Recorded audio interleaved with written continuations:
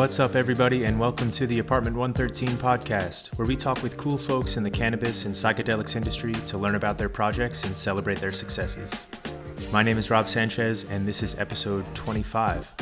We're joined today by Steven and Karen Kekelik, the founders of Indigrow. Indigrow is a full vertical cannabis microbusiness located in Western Michigan. They've hit the ground running here and created a craft operation in downtown Muskegon with an eye for quality and community. Find out more at indigrowmi.com. That's INDIGROWMI.com. And enjoy the show.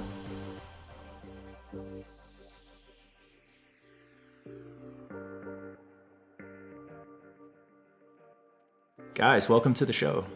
Oh, hey, thanks so much, Rob. We're happy to be here. Kind of as you said, we own one of 10 microbusiness licenses in the state of Michigan. So we grow it all on site, we process it all on site, and we sell it all here. We're also lucky enough now to have a consumption area next door, so we got the whole microbrewery experience going on here. Oh, wow. Yeah, I didn't know about the consumption laws passing in Michigan or moving on. Did everyone with a microbusiness license get consumption space, or was that a separate licensing act? Well, so that's a little bit of an interesting story. So the land that the consumption place next to us is separately owned. There is no actual licensing for outdoor consumption areas. So essentially, think of it kind of like a backyard. Awesome. So awesome. It is like blocked from the public view, so you can't see it from the street, which is really the only legal requirement. Okay, yeah, wow, that's convenient then, and is having somewhere to go. I mean, with cannabis tourism or traveling, you want to try out the market. It's getting easier and easier to find the dispensary, and harder to find where to just pull over for a minute or where to be for a while and rest. So that's cool to be able to provide that alongside the license or alongside the business. On the micro business side, I didn't realize how few micro business licenses were granted in Michigan. How was that experience for you guys? Or maybe if we rewind even further back, how did you come to the decision to apply? Yeah, so great question. We opened April 19th of last year for production, but it was definitely 2 years coming. We kind of looked at the whole market, and really the only way to guarantee quality, which was our biggest gripe about the market when we moved up here, is to control all aspects. And to do that, you can either own all three license types, which is just a massive undertaking, or you can own a microbusiness, which you get to do essentially all of the steps of the process, but on a micro scale. So, right. That way you can really see every step. You know if anything was missed, and you can kind of see that finished product and have almost that craftsman approach towards it. It's after seeing its origin and kind of its full fruition. It does feel like a microbrewery, I imagine. Oh, it's absolutely so much like it. And I'll tell you what, I'm not a grower. We hired a caregiver to be our grower. We felt the need to, those guys kind of paved the path through that legal gray area, back in 2017, 2018. And so to really see how much of an art growing these plants is, I'm not sure how you can do it on a big scale with enough due diligence to the plants. We only have 150 plants. And our grower spends every minute of every day in those rooms to foliate. Sitting with the ladies. Yes. And really it's such an art that I feel like we got to be careful not to lose that, in the race to make the cheapest gram or. Yeah, the kind of race to the bottom that large quantity cultivation facilities are experiencing is kind of partially due to and contributing to the kind of lack of focus they can give to 2,000 plants or, 1 million square feet of canopy space in some of these massive greenhouses. It becomes a different type of product, and I think a different kind of experience as well. And yeah. Like early in the cannabis markets, it's very much one experience that everybody's after, and that's just getting cannabis again or having easy access to it. Yeah. But as those consumers get educated, or as everyone gets used to that novelty, I think the market starts to split to where folks really want that lower cost, like more available, maybe daily driver kind of product, versus those that would be after the the other side of that barbell, right? The quality and connoisseurship side of things, maybe exploring different products and things like that. Which side of the fence does Indigrow fall on right now? Do you have products kind of in both categories, or are you aiming towards one side or the other? Yeah, so I think that is one of the greatest misnomers, and the reason why there's only 10 licenses in Michigan. We sell our products for, just quick numbers at you, Rob, $30 an eighth, 150 an ounce. I mean, that's middle market, and we're talking cannabis strains that are 10 times what you're getting at the dispensaries. Really, only That's a because dream compared to Las Vegas prices down here. I don't hear the horror stories from Vegas, but I definitely hear them from Illinois, 90 an eighth. Like, I can't even imagine. And they tell me in Illinois, you don't even get to see the product. You go to a little window, and it's like back when I bought it when I was younger. You get what you get. Just deliver the bag. Yeah. Yeah, that's how it is on the Vegas side too. Small opaque bags, could be like opaque packaging completely. You can pretty much read the label, can't smell, touch, or do anything along those lines, which makes it pretty hard to justify, 70 plus for an eighth. When you're getting up towards the top shelf, you can obviously find deals, but you'll feel those deals in the lungs, and you'll know about them. Yeah, and really, I think Michigan sees that the worst. I mean, for a while there, our cheapest ounces in town were $20. Okay, so it actually had a lower price at first and has kind of crept up as the market has matured. I think we had a giant influx of growers last year, and dispensaries could just name their price, essentially. Someone was going to sell it because somebody needed to pay a bill. Well, now that's kind of reversed, and so now a lot of these dispensaries that carried the dollar pre-rolls and all that, they've lost the customers because they can't. There's not an abundance of flower anymore. So I think for the first time in 2 months, they've seen an increase in the average cost of cannabis. But for us, it doesn't change, because we control everything here.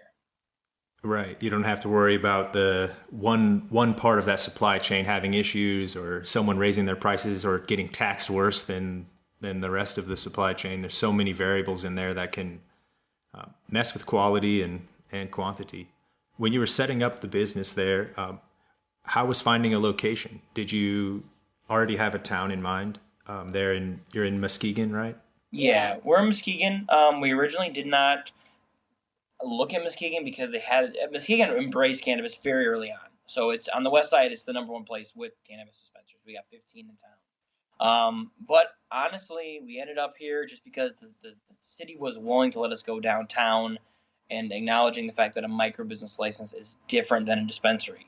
That really is a hard concept to explain to people who are not cannabis focused. And essentially when we try to go to these city governments, nobody knew about cannabis. They couldn't tell you where it came from. They couldn't tell you what the plants looked like. So a lot of our time was spent educating city and state officials. Really explaining the lay of the land, the options, or kind of giving them some foundation to feel confident enough to make a decision, right? Yeah. And explain to them too, in Michigan, cities only get a bonus for every retailer they have. They don't get a bonus for every grower, which to me is way the wrong direction. So we just explained to the city that we bring the bonus of a retailer, but we hire the 20 workers. And for a production town like Muskegon, that means everything to them. It's a huge benefit to be able to give back to the community and make some homes there in the community as well. Absolutely. Yeah. So you have 20 employees working the facility, or what's the staff at this point? We have 15 on staff, and then we have us. So we're around 20 employees full time. And wow. You know how it is when you're trimming, 20 it's to 40 constant. pounds every 2 weeks. Yeah, it's constant. Grab a tray or get the line ready.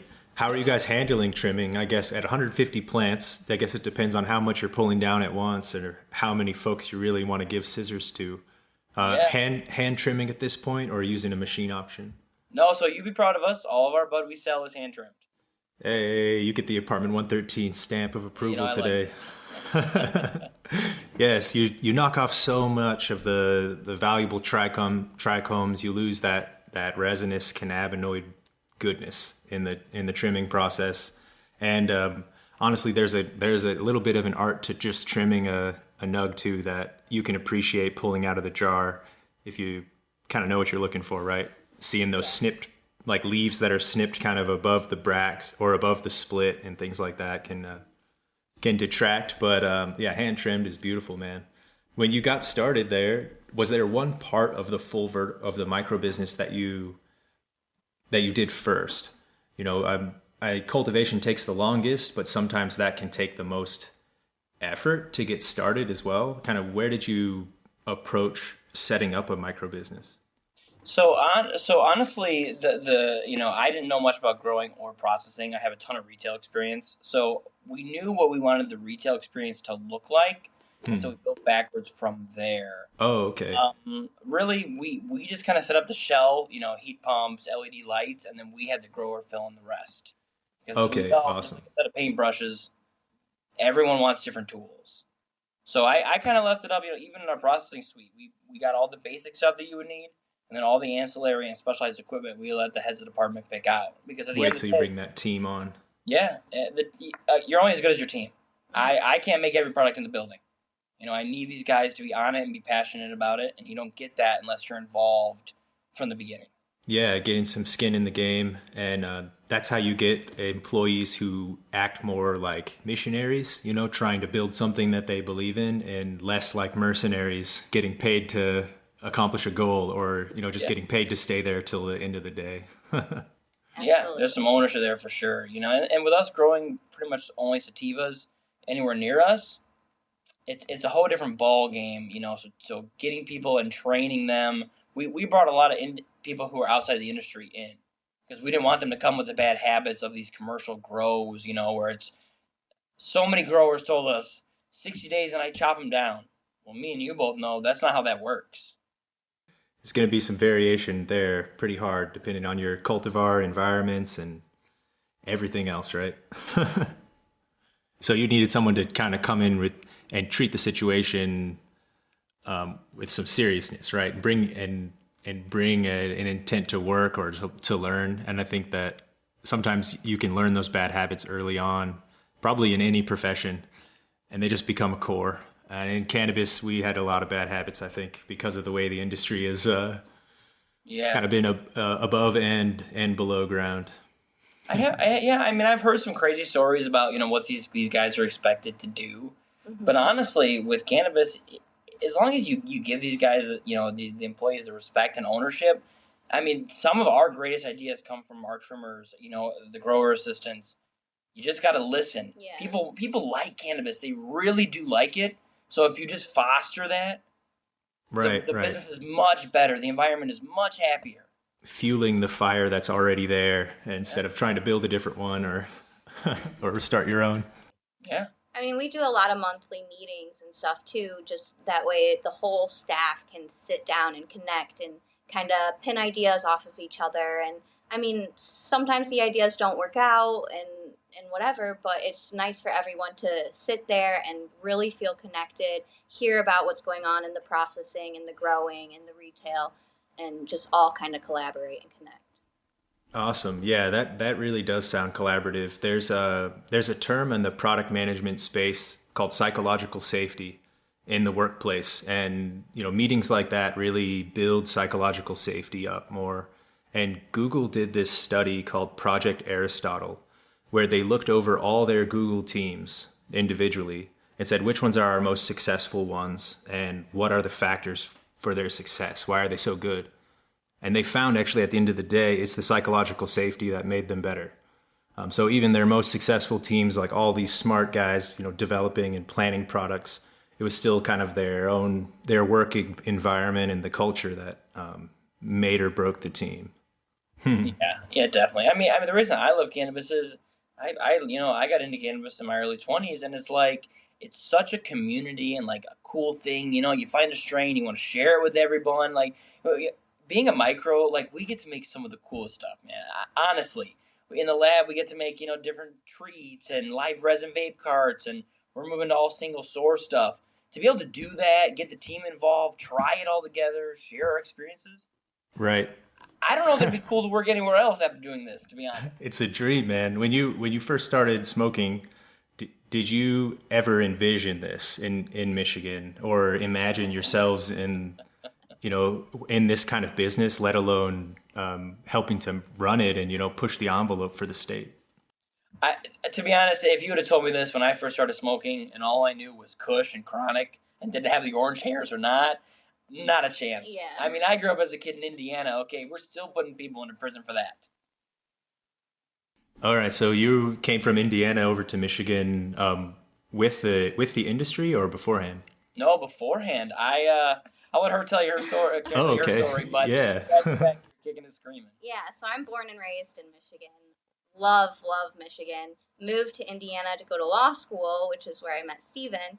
I knew I was not going to stay in Indiana, and so I kept telling Steven, we're going to move back to Michigan one day, and at first he wasn't too sure about it, but now that he's here, he's pretty happy to be a Michigander. So. Just had to win him over with a cannabis business. Exactly. Well, yeah, exactly. that's about how that went. Carrot on a stick right there. Yeah. Nice. So and it's really cool to bring it home. Is Muskegon near your hometown as well? Yes. Yep. Oh, awesome. So it's really my father regional. has worked in this town for over 32 years. So. Yeah. Oh, cool. Yes, I love that, being able to carry some of the tradition to so much of the early cannabis industry. The legal side of it was disruptive. Pulling people out of their states. I ended up leaving Kansas, running to Colorado basically to join the space. And I think there was a lot of weird migration that happened there. So it's cool seeing like folks return home, complete the circle. Yeah. Yeah. Definitely.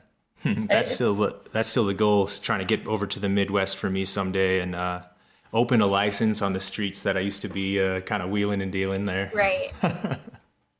Exactly. Yeah, honestly, I love Michigan. The market here is a little tough, with unlimited licenses. It definitely makes it different. I don't know that any actual non-commercial one could get into like the actual retail space of it. I mean, I feel for these small growers who have to just deal with the dispensaries and wanting to pay them nothing. Mm-hmm. One of the coolest things is that we have the outdoor space and our grower can go over there and smoke after shift with people who are out there smoking. Actually get some customer feedback live. That doesn't happen there, It's like, I couldn't imagine not being able to offer that or selling a product that I don't even know what the quality is. These dispos don't know. That's a good point as well. The supply chain and kind of the standard distribution method is like they're so separated that by the time you buy a product in a market like Vegas, at least in most of the businesses, if you tell the dispensary it wasn't good, they can say sorry or customer service you, but you're so disconnected from whomever was responsible for that being bad that it's almost not even worth giving the feedback. Yeah. So being able to connect that cycle. There's something called the innovation cycle, and basically relies on that consumer feedback, like getting something out to market, getting feedback, making a decision, getting it out again. And the faster that happens, obviously the more goodness that comes out of the funnel. So it sounds like you guys have things up and running. What was the most stressful thing about getting the building ready to go for that grand opening, or the fateful day that you kind of opened your doors? I mean, I think everything. I'll be honest with you, doing processing, kind of compounds, growing, retail. Like once we got through setting those up, I mean, you're putting out so many fires. Like we were the first butane processor in the county. So we essentially set the bar for the fire inspectors and the local jurisdictions. So hopefully didn't put out any actual fires. No. No. That's good. We haven't had any actual fires, knock on wood. It's been great. But, jurisdictions are very cautious about it. Yeah. Because we all hear the stories about the garage that blows up, open blasting, and kind of all those things. Yeah. I had a grower I was originally working with in Colorado had a side porch exploded, for lack of better words, because of an extraction process gone awry. So it can definitely be rough there. But in the industrial setting and kind of in the professional setting, right? These machines are made to thrive in that space and work through quantity. What kind of extractions are you guys running in the processing side? We do butane hash oil extraction for the majority of our extractions. Okay. And then we do ethanol winterization for distillate. But we're moving away from distillate. We're going more to live resin. It's kind of what we've seen is a little bit more. The market's moving that way. Kind of moving with the space, or letting the consumers drive that decision. Yeah, I mean that's one of the greatest things about the micro license is I get direct feedback from our customers. Yeah. I know what they want. I mean, we have customers in the lobby right now. I can walk out there and say, "Hey, what are you looking for? What can't you find here?" And Right. really, big box retailers can't. First of all, as we just talked about, they don't get that. They don't get that exchange. They don't hear that information until 3, 4 people down the line. So they're not gonna change. And even if they could change, then at that level, to enact change in such a big system starts to become a whole ordeal. You have to call meetings and schedule like budget decisions, and from that micro business side, it can be easier to experiment. I can definitely see that. Do you keep the same cultivars rotating constantly, or do you bring in kind of new genetics to supplement that every once in a while? Okay, so Great that's question. a great question. Our grower is adamant on genetic purity. There are things I can have him do, he'll do. Messing around with anything but pure epigenetics, not a thing. So we carry That's awesome. We carry Kilimanjaro, KwaZulu, African Frost, Pakistani Citral Kush, and then we make F1 hybrids out of those F5 or F6s. We've just moved into acquiring some new F5, F6 genetics, but honestly, our biggest concern in this whole market is we're losing the old school genetics because people want to grow easy plants. Well, not people. Companies want to grow easy plants, but the experience for the consumer is terrible. They want to grow a hands-off plant that can be resilient enough to survive a little bit of drought, a little bit of rough temperature, maybe over salting, all kinds of things that come from that sort of hands-off workflow.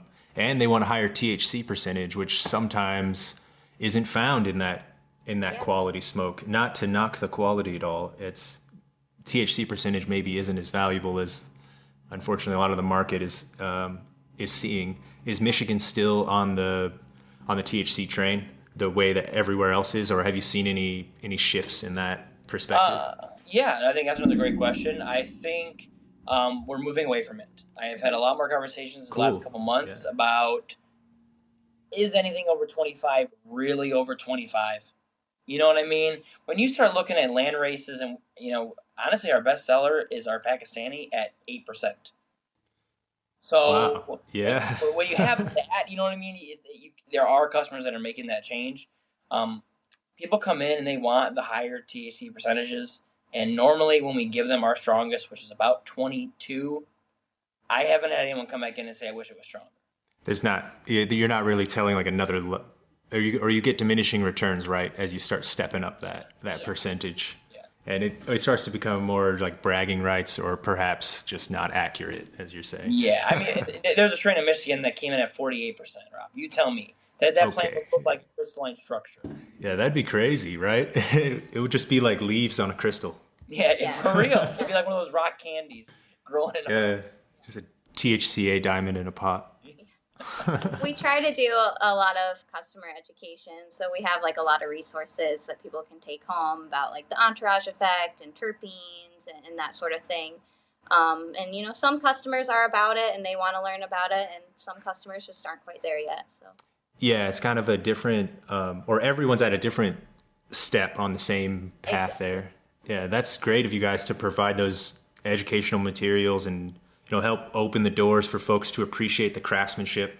I gave a session at a few conferences here this last year about cannabis connoisseurship and about trying to encourage your consumers to explore the menu and be willing to come back, or maybe even have larger cart totals. And I think building up that connoisseurship vibe is a solid way to do it, because your connoisseurs want the premiumization. They want the unique experience to try different things or test the new product, versus maybe a newer consumer that just would like to buy some for the first time in 20 years, or wants to have a pre-roll with their buddies. Yeah, and I think we really see both sides of that. We do full facility tours. We're the only ones in the state that do it. Oh, sweet. And we offer hands-on. A lot of times you go to a tour, you look in a window. Okay, that's not going to do it, though. So we offer tours that are about an hour and a half, and you go through and touch the plants and see how the buds are trimmed, see how the processing happens. You And get all garbed yeah. up, head to toe, in PPE, little booties, hair nets, the whole spiel. The regalia. Yeah, yeah. And so when That's people excellent. go through that, it gives them that connoisseur experience, and then you see the connection being made as to what is concentrate. How are you getting this? And you lose a lot of the stigma, to be honest. Yeah. You put your hands on a big plant, all of a sudden marijuana's not so scary. You're truly seeing how it started, and even seeing some seedlings first. You're not intimidated by the flowering plant down the hallway. Yeah. Right. Yeah. And a lot of people want that, but there still is like that embarrassment to ask or that reluctancy. We deal with a lot of our target market is 40 to 60, and so we deal with a lot of the people who were pounded with the propaganda against marijuana. Yes, kind of drowned afraid in it. that it's gonna make them have an out of body experience. So working with those people, I had a lady come yesterday who was like, I smoked African Frost first time ever in my life, and I giggled for hours, and it was perfect, and I was afraid for nothing. But that is still a huge prevailing opinion out there, is that you smoke it and you're gonna go crazy. Right. That level of stigma is very slowly being rolled. Yeah. Taking some time, I think. Even I have some family members that know I'm in the space now, and the industry's starting to open up where they live, but still sometimes they're like, oh, I drive past that dispensary every day. One of these days you're gonna have to come here so I can go in there. And Yeah. so there's definitely like a reservation that consumers have, where it's not that they need a lot of help, but that it's like a little guidance or a little bit of a guide or assistance there is needed to get started They just or need an find their footing. opportunity, Yeah. right, to ask a question. So one thing that we recently did is we have a big, Michigan's a big microbrewer state.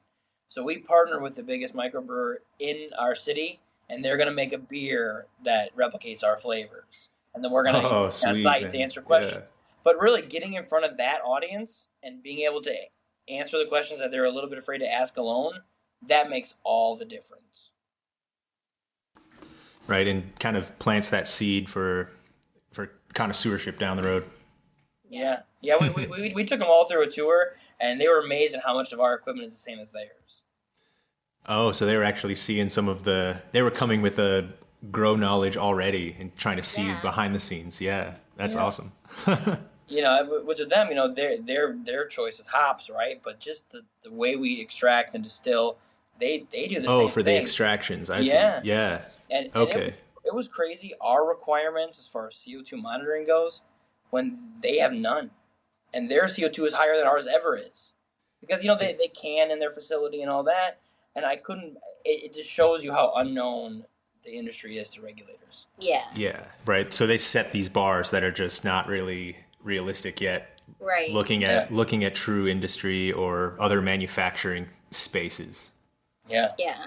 It's very odd, even from the compliance side, to have, like Metric, for example, in the beer that you buy, you don't get a package tag on that beer to trace back all the way to the hops that were grown, to understand the lab results that were passed before the cultivators sold those hops to the distributor. It's like, to actually have that level of CPG tracking is crazy. And I don't know if maybe cannabis is done something for CPGs in figuring that out along the way. Do you think that we might see that evolve down the road, like with more tracking on like organic food or, the other products like beer or pharmaceuticals? Or do you think that cannabis has just gone overboard and it needs to be reeled back? I think it's a great thing, trackable. I wish we had it in everything. I just don't think the customer has that much of an appetite. I mean, we provide our results on literally every product we sell at the door, and it's maybe been accessed a handful of times. It's just there for the consumer. It's there, but it's not really. And we tell them all, look into it. You should know what's in the products you're smoking. Da da da da da. It's just the consumer is. They're consuming. They're consuming it, and they trust that you're doing it right. So that's why it's so dangerous when companies don't. Yeah. Yeah, it's like the instruction manual that comes with like your TV remote. Yeah. You don't really read that because you assume you're good to go. You can start TV remoting. And exactly. It definitely would be dangerous if they didn't know what they were doing and you didn't read it. Yeah. Yeah. I mean, you talk about CBGs. Look at the vitamin E acetate issue with vapes. Right, and no tracking on that side from the non-cannabis material, but then we could track all the cannabinoids back to their Yeah, exactly. We knew where to we knew the cannabis was good. Yes. Had everything else in it. Which, as a cannabis guy, I guess that's okay with me. But I could see that we want to know everything else is good, and especially like vitamins and spices and these other kind of things that maybe have a lower bar. I think there's like a level of insects parts that are allowed in spices, versus like the microbiologicals and things that cannabis has to pass on the microgram. Our processor comes from a food safety background. Okay, cool. The requirements for our testing food wouldn't pass. Yeah. Really? And she said food would not pass our limits. Yeah, so it really is more on it's pharmaceutical as far as like the level of limits and the LOQs and things like that. Yeah. Well, which is why all these commercial growers don't even try. They just remediate. Yeah. Because they know they can't. They know they can't be below 100,000 CFU of sporing. They know they can't make it, so they don't even try. They just microwave it all. Which I think there is a customer base for that just wants the cheapest they can get, but they should at least know. Yeah, they deserve to be informed. And there's no announcement. Like, that's definitely something that the industry keeps close to its heart, along with the CRC columns. Yeah. Ain't it? Yeah. Nobody wants to talk about any of that stuff. I love when a company comes out with like a really good, resin vape or a THC diamond. Yeah, and they're using CRC on half that trim. Right. It's a cured, beautiful looking product. Yeah. Like, I don't really know. It just devalues the artisan. Like, there is a market spot for it for sure. Just like Dollar General and Walmart have a market niche, but you're devaluing those that are pushing the quality up. And I don't think we want to. I think that's a good point. Yeah. Down. Right, and it's not about necessarily moving all of cannabis down or up. I think it's about trying to provide something for for every demographic or every kind of need.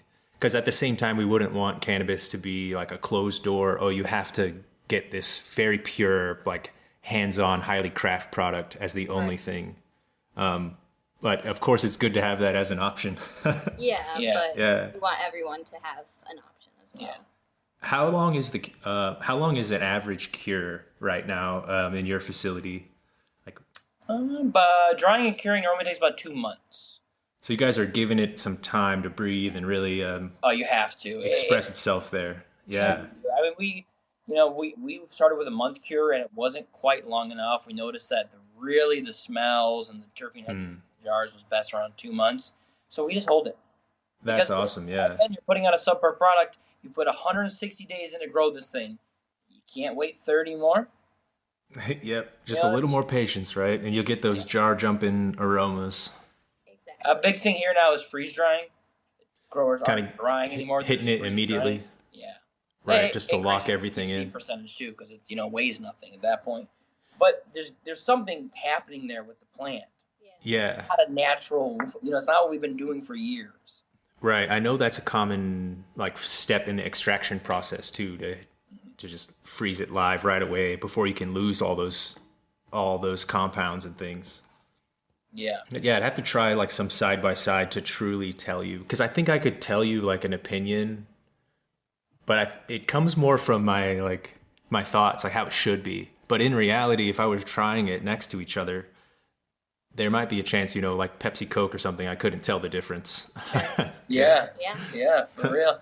One of our biggest thing is everybody too loves a good pre-roll, but everybody wants to roll the cones. Okay, I don't know who decided cones were a good pre-roll. Not in my opinion. They always run, and then you're wasting the majority of it right at the tip. So we roll half gram with spiral tips, so it feels kind of like a cigarette filter. Okay. And people swear they last longer than the 1 grams. So straight pre-rolls then with half grams. Yeah. Nice. Found just more success overall. Yeah, it's a way better smoking experience. I mean, my guys in back, I make them hand close them all and hand tamp them. Just really giving it that touch. Yeah, I'm a firm believer that you can tell if it's craft, if it's made with somebody's hands. Yeah, definitely. And I mean, especially on the pre-roll side, if if it's too industrial or too automated, you can get something that's just packed very tightly. I mean, running is almost not a problem because you just can't breathe through it, and it's just twisted so tightly, you know.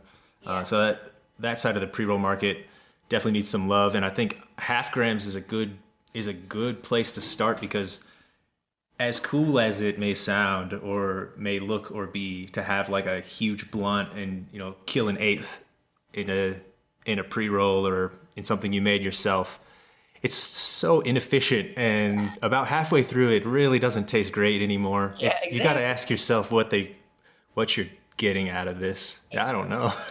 No, I totally agree with you. We actually made this shift. We talked to a lab, I think, early on, and they said, you know, honestly, anything more than a half gram, you've already boiled off all the terpenes, and you're just smoking ash. They said there's no point. You're not getting any higher. Statistically, you're not getting any higher smoking a cone than you are a half gram straight. And in fact, you're burning off the terpenes faster because the end is hotter. So really, who does a cone benefit? The people filling them. Yeah, and the people rolling them, because if you can roll a nice cone, which is something I've been working on, there's a kind of like an origami feel. Like it's just kind of nice. You get in the zen feel of it, and when it's done just right, it's like, ooh, I would show this to somebody. You know, it feels just right. Yeah, but you need to come out to the bowl, and you can smoke with all the lovely people here in Muskegon. Yeah, definitely. It sounds like I need to get out there and do some Ganjier reviews of those strains. The Ganjier program talks about how a pre-roll or a joint hand-rolled either or is the best way to experience the flower, because through that inhalation, you're getting all the boiling point, all the different temperature variations. You have your combustion, you've got the vaporization at basically a huge range of temperatures as it gets pulled through the joint. So they kind of look at that as the most like pure or the most comprehensive way to experience that flower. But I think it's an approach maybe that you don't think about, with pre-rolls being that easy go-to, just grabbing one or two. I think you're right. I think for a lot of people, pre-rolls are bottom of the barrel. And we flipped that. We centered, so we do pre-roll flights. That's what we give most of our new customers. Because a lot of our strains are landrace, right? So when people tell us they've smoked a sativa, chances are they've not. They've smoked a hybrid, and they're not really expecting only the head high. You're getting that racy, creative focus, and even our pure indicas, most of the stuff in the market, like we talked about, is hybrid. So we do the flights, and the amount of people that come in and think they're indica people but are really sativa, or vice versa, it's probably around 70%. Yeah, I can imagine it can be an eye opener there, coming in and trying, some of those landrace strains or more pure sativa side, just very euphoric effects, all kind of in the head or like kind of like cloudier. It's hard to describe different highs, I think. But one way I've been trying to do that is like with indicas and more like caryophyllene and myrcene heavy strains. I feel it like really in my eyes and like kind of like it like pulls me down. I feel like from the front, where like a sativa is more like pulling me back in my mind state. I feel impossible to put it in words, but I would consider myself an indica guy only because I think too much. And if I have a sativa, there's a chance I'm going to start even thinking more and planning and scheming and who knows what. Yeah. So sometimes I like to settle it, but I have found terpinolene dominant strains like Trainwreck or Jack Herrera are like more on the sativa side, but that terpinolene effect is pretty sweet. Yeah. You brought up a good point that sometimes it is hard to differentiate like which high and what strain did I smoke that gave me that high. So like when we have customers that get a flight, we give them a little cannabis log where like it has a space for them to write down what strain they smoked, what sort of aroma they felt from it, what effects, all that sort of thing. So they can kind of keep themselves organized and then learn which strain, gave them the effects that they like the most. Yeah. And that's awesome. We also give activity suggestions. I mean, specifically. Like some of ours are puzzles or, going out and playing Dungeons and Dragons or whatnot. Because I feel like, if you do something new when you try a new strain, it's just such an enhancer to the experience. Right. You can kind of tie that to the sense, to the memory, right? When you're trying to tell like one aroma versus the next, it can be easy to tell like sweet, spicy, but to tell really those like different types of sweetness or find maybe lemon. The way that the Ganjier and the aroma folks recommend doing that is associating with a memory and trying to think about like a time in your life or an experience you had and being like, it's like that lemon. And that's actually more easily distinguishable. So putting that activity with the consumption is interesting. I wonder if that has impacted anybody or started any new hobbies. Got some RPG players coming in to grab that strain now. We were just on the radio with a guy who comes here all the time, and he's like, one of your things was do a puzzle. And he said, so I went out and I bought a puzzle. Hey, that's awesome. I had a good time doing a puzzle. Nice. My wife loves puzzles. I don't love them so much, but I try. Yeah. I give it the try. At a certain point, when you're just checking the pieces and not really looking for any matching designs, it starts to feel like smoking that 4-gram joint. What are we doing? You're smoking up with that 4-gram joint, the puzzle will look done for you. That's true. Yeah. Well, guys, anything exciting coming around the corner here this summer, or any projects in the works with a new cultivar you're excited to harvest, or new product around the corner? Yeah, actually, all of the above. We're rolling out live resin vapes and infused pre-rolls. Those should be out in the next couple of weeks. We're pretty excited about that. We're sponsoring Rebel Road, which is our biggest motorcycle rally. And then we're also sponsoring Irish Music Festival here in September, which is like a big concert down right across the way from us. And we're also putting on an expungement clinic in the fall as well. Wow, that's great, and it's good to hear how much you're doing there to impact the community and kind of be one of those businesses that's kind of in the front, right, and in the light. I know that sometimes cannabis business can be off the highway, back in the industrial section, kind of minding its business or doing its own thing, and getting involved in the community is a surefire way to remove that stigma and encourage more folks to get involved. Absolutely. Yeah, it's been awesome to see the city come together. We've talked to a lot of people who were pretty anti when we first talked about it. We brought them through. We've had tours, and to see people's mind change about cannabis is the most worthwhile things that I've experienced in this industry. Just seeing that moment, right? That switch. I tell you what, it normally happens in the drying room. I'll be honest with you. We go through the tour, the drying room, and then they're like, "This is pretty cool." Seeing those racks and racks of hanging plants. Yeah. And outside of going to Muskegon and tracking you down by foot, where can our listeners reach out or connect with you guys and Indigrow? They can follow our socials. They're Indigrow MI. And also our website at indigrowmi.com. Hey, awesome, guys. Thank you so much for jumping on today. All right, thank you, Rob. So appreciate it.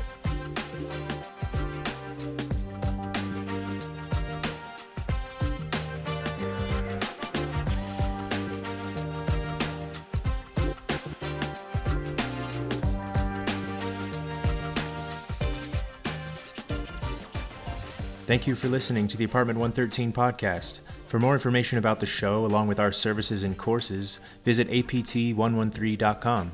We offer cannabis software product management, cannabis education courses, and freelance writing. With over a decade of experience in the cannabis industry, Apartment 113 is here to help.